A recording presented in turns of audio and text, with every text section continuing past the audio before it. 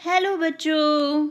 आज की क्लास में हम डिस्कस कर रहे हैं हमारी कक्षा 6 से 8 की हिंदी जेनरिक वर्कशीट 92।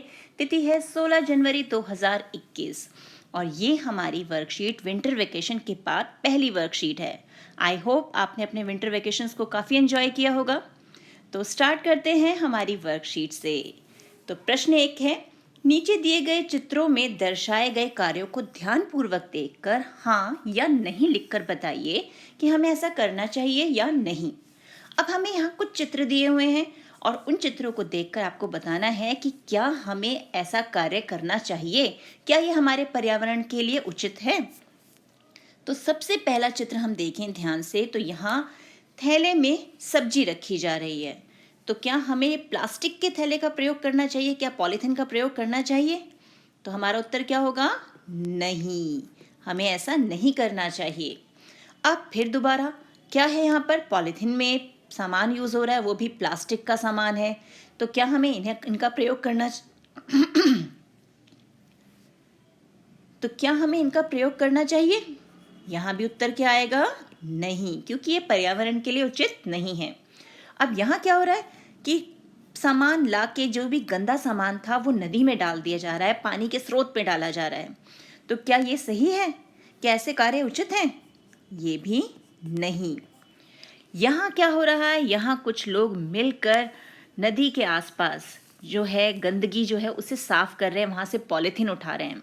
तो ये एक क्या है, एक अच्छी शुरुआत है, एक अच्छा कार्य है जिसमें हम सभी को योगदान देना चाहिए। तो ये काम क्या है, ये काम उचित है, ये काम सही है।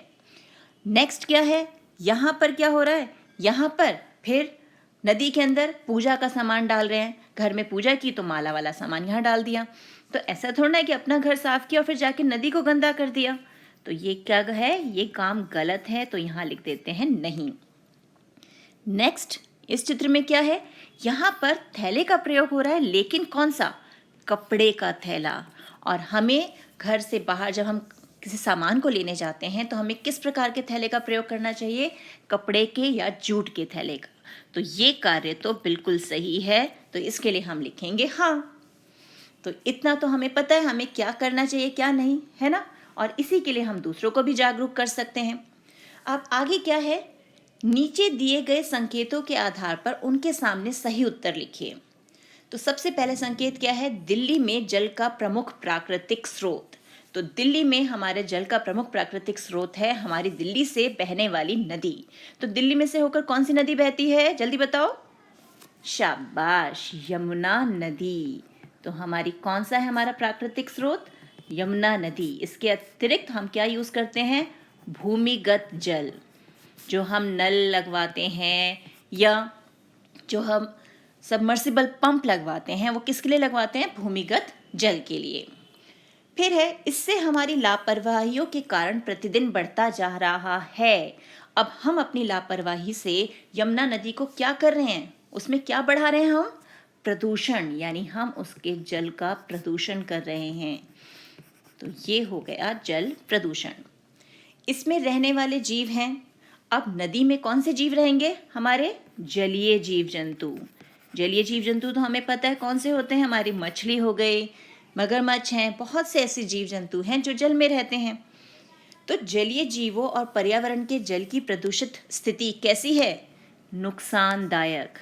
सिर्फ जलीय जीव जंतुओं के लिए ही नहीं, पर्यावरण के लिए भी जल प्रदूषण नुकसानदायक है।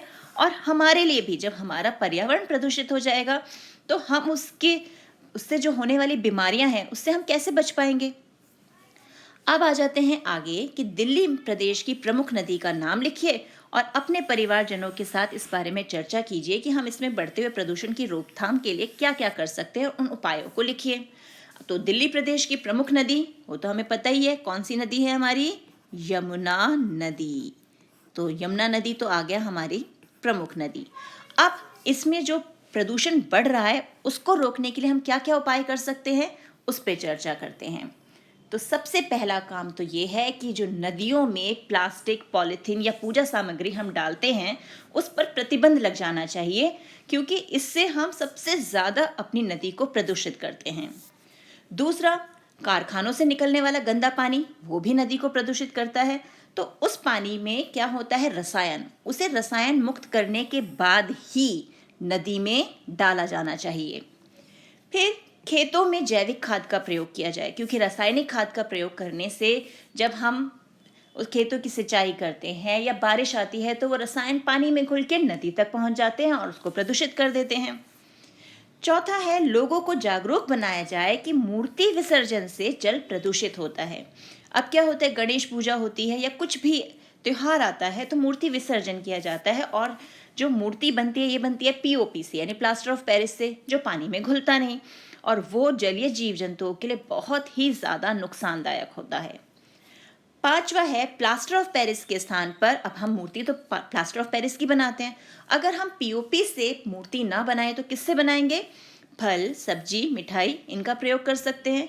याद हमने एक वर्कशीट की थी जिसमें हमने देखा था कि किस किस चीज़ों से, इको फ्रेंडली चीज़ों से हम मूर्तियां बना सकते हैं। तो ये सब उपाय हम कर सकते हैं, लोगों में जागरूकता फैला सकते हैं, जिससे हम अपनी नदी को प्रदूषित होने से रोक सकें। तो ये है हमारी आज की वर्कशीट। मिलते हैं एक और वीडियो में, तब तक keep practising and keep enjoying.